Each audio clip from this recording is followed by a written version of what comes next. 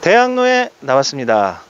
현재 대학로는 종로 5가에서 해화동 로타리까지의 도로 이름입니다. 대학로라는 명칭은 일제강점기 시절 경성제국대학이 생기면서 생겨난 것으로 1985년 대학로라는 이름으로 공식화되었습니다.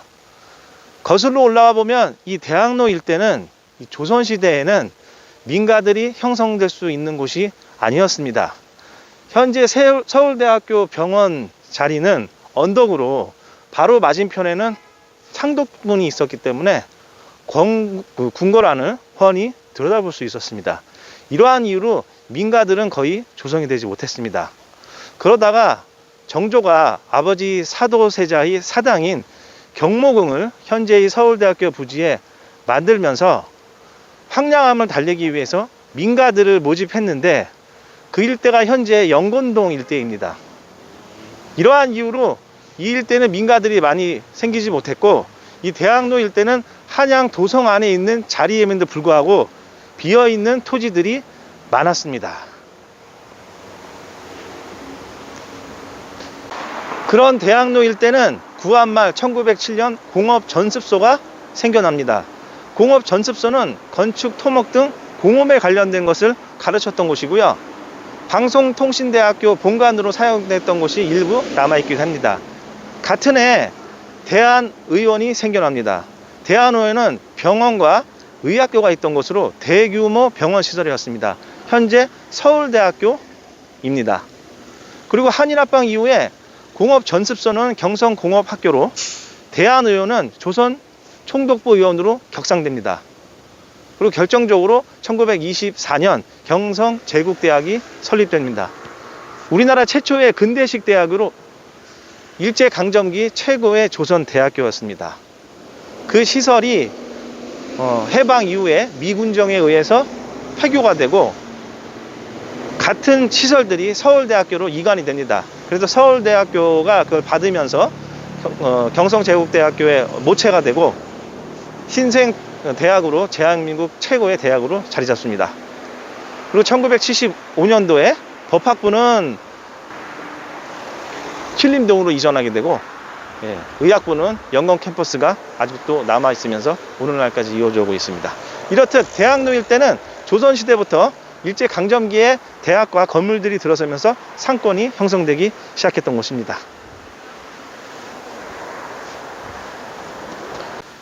마로니에 공원으로 들어왔습니다. 앞에 보이는 건물은 1930년대 경성제국대학 본관으로 사용했던 건물이고요. 해방 이후에는 서울대학교 본관으로 사용되었던 건물입니다. 대학로가 오늘날과 같은 문화예술의 거리가 된 것은 마로니에 공원에 있던 서울대학교가 관악구 신림동으로 이전하면서부터입니다. 이전하면서 서울대학교 건물들이 일부 문화예술 건물들로 바뀌고요. 또 문화예술진흥법에 의거해서 아르코 미술관, 또 아르코 예술극장 같은 벽돌 건물들이 들어서기 시작했습니다. 그와 동시에 소극장들이 생겨나기 시작하고 또 그 소문이 나면서 문화예술인들이 이 대학로 일대에 많이 모여들었어요. 그러면서 1985년도에 대학로라는 이름이 공식화되고 또 89년도 당시에는 신촌 일대가 그 문화예술적으로 발전한 곳인데 이 대학로로 그런 문화가 넘어오면서 이 대학로는 축제의 거리, 문화예술의 거리, 젊음의 거리라는 정체성을 확고히 다지게 됩니다. 그러면서 발전을 하고 90년대에는 상권의 팽창으로 그때 문화예술 문화진흥지구로 지정되기 전에 도로를 정비하면서 공연장에 티켓박스 설치하고 고시기였던 것 같아요. 그러면서 각종 외식업종들이 들어왔습니다. 그러면서 상권의 어떤 전성기를 맞이했던 시점이에요. 서울대학교가 있었을 당시에 모형도가 있습니다. 경성제국대학이 이렇게 있었고 서울대학교가 그 이후에 이렇게 있었습니다. 그래서 서울대학교는 해방 이후인 1946년도가 개교 년도가 된 거예요. 75년도에는 신림동으로 이전을 했습니다. 상상을 해보면 딱 그림이 그려지는 것 같아요. 저는 개인적으로 92년도에 재수생 시절에 대학로를 많이 왔었거든요. 그때를 돌이켜보면 대학로에 오면 좀 들뜬 기분이 있었고 문화예술적으로도 그런 분위기가 곳곳에서 넘쳐났습니다. 그래서 마로니에 광장에서는 기타 치면서 노래 부르는 분들도 많았고, 또 아르코 예술극장 저 벽돌 근처에 보면 두 분이 기타 치면서 노래를 하셨는데 당시에 전철민 씨하고 윤효상 씨였어요. 그 두 분이 이 대학로의 버스킹의 시초로 이 대학로에는 명물이었습니다. 그 두 가지 기억이 좀 나는 것 같아요. 전철민 씨는 안타깝게 얼마 전에 세상을 떠나셨고, 윤효상 씨는 지금 그 인천에서 장사하고 있는 것으로 제가 알고 있습니다. 오늘은 토요일인데 제가 옛날 그 분위기를 회상하면서 와봤습니다. 토요일에서 그런지 유동 인구는 평소보다는 좀 많이 있습니다. 저 KFC는 예전부터 보면은 한 30년 넘은 것 같아요. 이쪽에 대학로가 항상 약속의 만남의 장소로 있던 곳입니다. 이쪽으로 들어가 보겠습니다. 그 90년대까지 전성기를 구가했던 대학로 상권은 2000년대를 넘어서면서부터 쇠퇴를 시작합니다. 그 이유가 여러 가지가 있는데 가장 결정적인 거는 CGV를 비롯해서 그 타 지역에 문화적인 콘텐츠들이 많이 생기다 보니까 대학로로 오는 그 발걸음들이 점점 줄어들었어요. 그와 동시에 상권은 이렇게 침체되는데 임대료가 급격히 상승한 언밸런스에 의해서 장사하시는 분들이 좀 어려웠고, 그러면서 상권의 안정성이 흔들리기 시작했습니다. 현재 대학로 상권은 코로나로 인해서 공연을 못하다 보니까 더욱 어려운 측면이 있고, 그 영향으로 주변에 이제 업종들이 영향을 받고 있습니다. 그래서 이 초입에 딱 들어오면은 공실들이 보이는 건물들이 많아요. 그리고 시간이 좀 오래된 건물인데, 근데 이게 아이러니하게 이 대학로 상권이 그럼에도 불구하고 현재 빌딩 거래량이 많고 또 거래가 많이 되었고 또 나온 매물들도 많습니다. 그래서 초입부터 보면 요 건물, 요 건물, 저 건물 쪼로록 다 매매가 됐어요, 작년에. 그래서 이 두 건물은 아마 다른 리모델링이나 뭐 그런 형태로 갈 것 같고, 요 건물도 매매가 됐고 또 안쪽에도 매매가 된 건물들이 있습니다.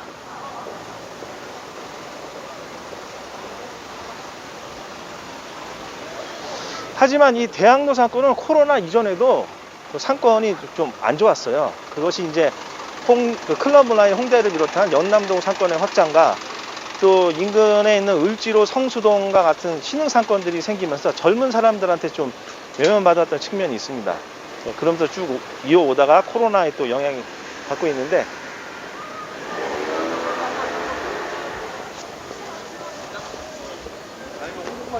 전성기 시절의 대학로 상권은 라이브 재즈바, 노점 카페, 고급 레스토랑 등 수많은 업종들이 있으면서 객단가도 좀 높은 편이었고, 분위기가 압구정동, 청담동의 골목 분위기가 좀 나는 건물들이 있었습니다.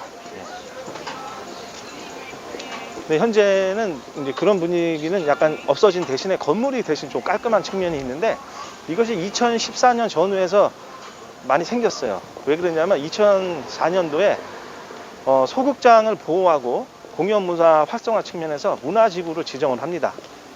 그러면서 어떤 혜택을 주냐면 건물이 신축할 경우에 용적률 상향과 세금 혜택을 줬어요. 그때 이제 들어온 이제 대학교들, 홍익대학교, 뭐 동덕여대, 또 무슨 대학교하고 CJ, 롯데가 이제 건물을 많이 줬습니다.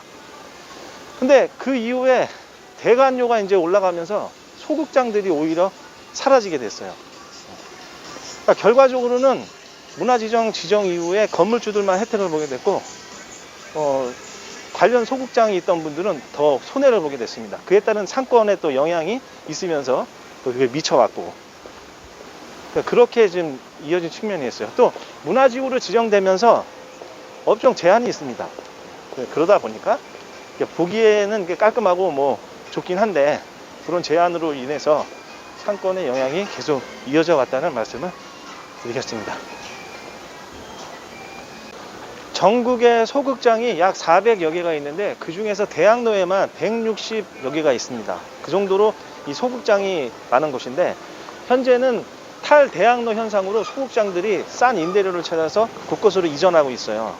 이렇게 되면 문제는 뭐냐면 대학로가 원래 가졌었던 문화예술의 어떤 정체성을 잃을 수도 있습니다. 이것이 대학로의 자산인데 너무 큰 손해가 일어날 수도 있습니다. 건너편으로 가보겠습니다. 대학로 상권에서는 유동인구가 가장 많은 지하철 4번 출구 앞으로 갔습니다. 서울대학교 옆에서 성균관대학교로 가는 길목은 조선시대에는 민가가 거의 없었는데 성균관에 소속된 공노비인 반인들이 사는 반촌이 있었습니다. 그런데 이 반촌은 성균관 유생들이나 지방에서 온 양반들이 묵는 하수촌이었어요. 그래서 공노비인 반인들이 하수육촌을 운영하면서 먹고 즐기고 노는 공간을 제공했던 곳입니다. 그래서 한마디로 말하면 조선 최초의 대학가 상권이었어요. 그렇게 쭉 가다가 1895년 갑오개혁으로 노비제도는 폐지되고 1906년 반인들이 세운 학교가 현재 해화초등학교의 모태가 되고 있습니다. 예, 그런 시절이 있었어요. 지금 이 4번 출구는 성균관대학교 가는 길목으로 유동인구가 가장 많은 곳인데 예전에는 시장도 있었고 또 외식업종 위주로 있었는데 상권이 발달되면서 이제 90년대부터 소매업종 위주로 바뀌었죠. 그래서 현재는 이 공실들이 있는 부분들이 대부분 소매업종들, 예를 들면 화장품 업종, 스포츠 의류 브랜드, 그런 것들이 지금 빠진 거예요. 상권이 확장되면서 월세가 이제 올라가면서 그렇게 된 거죠. 그런데 아시다시피 현재 지금 대학로 상권은 기존에 있는 서울대학교 병원이나 학교 학생들 갖고는 상권의 한계가 있어요. 옛날처럼 외부 유입이 들어와야지 여기에 있는 소매 업종들이 그 높은 임대료를 감당하면서 운영할 수 있는데 그만큼 이 공식 기간이 오래 간다는 것은 외부 유입이 예전 같지는 않다는 거예요. 현재는 토요일 지금 저녁 7시를 넘고 있는데 그러다 보니까 유동인구는 좀 있습니다. 하지만 그 업종별로 공실에 좀 차이는 있다라는 것을 말씀드립니다. 건너편에 있는 마로니에 상권과 비교하면 그쪽이 과거에 중대형 평수의 객단가 높은 업종이었다면 이곳은 중소형 평수의 외식 업종들, 술집, 노래방, 음식점들이 몰려있던 곳이에요. 그래서 이 골목골목 안으로 들어가면 그런 업종들이 과거부터 있었습니다. 예전부터 있었던 대학 상권이다 보니까 그런 분위기들이 아직 남아있고 또 여기가 아까 말씀드렸던 공노비들이 있던 곳에서 지금까지 오다 보니까 곳곳에 골목골목으로 해서 작은 건물들이 아직도 있어요. 코로나 전에는 영업시간 제한이 없을 때 그래도 이쪽 골목에 이제 외식 업종들이나 술집들이 있는 업종들이 있다 보니까 늦게까지 하는 가게들이 있었고 또 저 안쪽이나 이제 골목으로 연결되면은 계속 술집 외식 업종들이 있던 골목입니다. 그래서 예전에는 들어가면 한옥 주택들도 있었는데 지금은 거의 이제 많이 없고 그렇게 형태로 되어 있습니다. 네, 여기도 골목골목. 저 앞쪽으로 나가면 이제 소나무길로 해서 반대편에도 외식업종 위주로 되어 있어요. 그래서 우리가 어떤 사람을 볼 때 그 사람이 살아온 과거를 보면은 그 사람을 알 수 있을지 상권도 마찬가지라고 개인적으로 생각합니다. 이 대학로 상권은 조선시대와 일제시대를 거쳐서 근현대사에 이르는 굉장히 오래된 상권으로 대학과 문화 예술을 기반으로 두고 발전해온 상권입니다. 하지만 현재는 그런 부분들이 좀 사라져가면서 정체성을 잃은 측면이 있는데 영원한 낭만과 문화가 있는 대학로로 다시 거듭나기를 기원해 보겠습니다. 오늘은 대학로 상권을 봤고요. 다음 편에는 2022년 상권의 대변혁의 순서로 신촌으로 가보겠습니다. 감사합니다.